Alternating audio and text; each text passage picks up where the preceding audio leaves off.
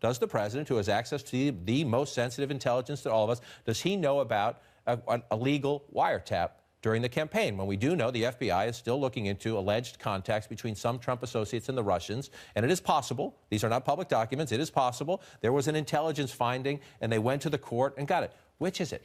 That is a great question, and if someone from the White House could give us a call right now and answer that question, we would appreciate it. I mean, I'm not sure the president fully understood the kind of door he was opening in doing this if he was just getting this information from Breitbart or other conservative media, because this has been one of the major questions surrounding this FBI investigation is, was the FBI, were intelligence agencies actually accessing communications that Trump's advisors had during the campaign with Russians?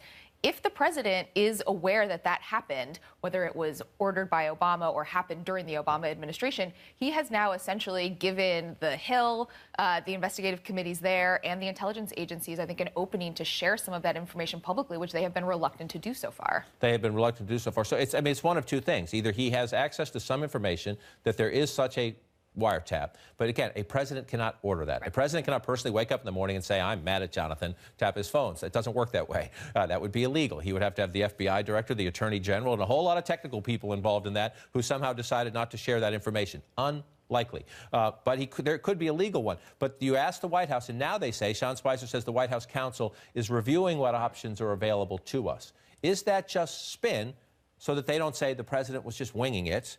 Because they were all surprised by this. They say they found out about this from reading it on Twitter. This was not part of a plan. Is that spin, or can the White House counsel now go and find some documentation and then essentially disclose, if there is documentation, that would be a confirmation by the White House that the Obama administration Justice Department went to court and made the case that there was enough probable cause to have a wiretap?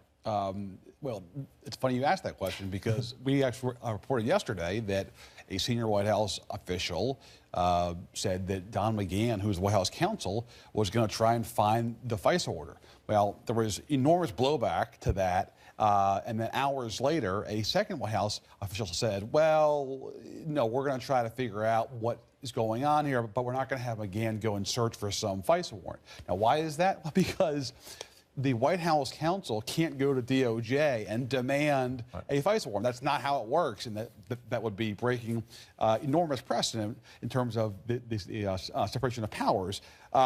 So that is the ongoing question is, are the White House aides basically trying to clean up / make Trump feel good by pretending like they're going to get to the bottom of this, when actually they're just trying to figure out how to pretend like they are for his sake? Or are they actually doing some kind of an internal investigation to actually figure out what happened last year in this investigation? A lot of conflicting information, uncertain information, because again, the president went to Florida. Most of his senior staff stayed behind.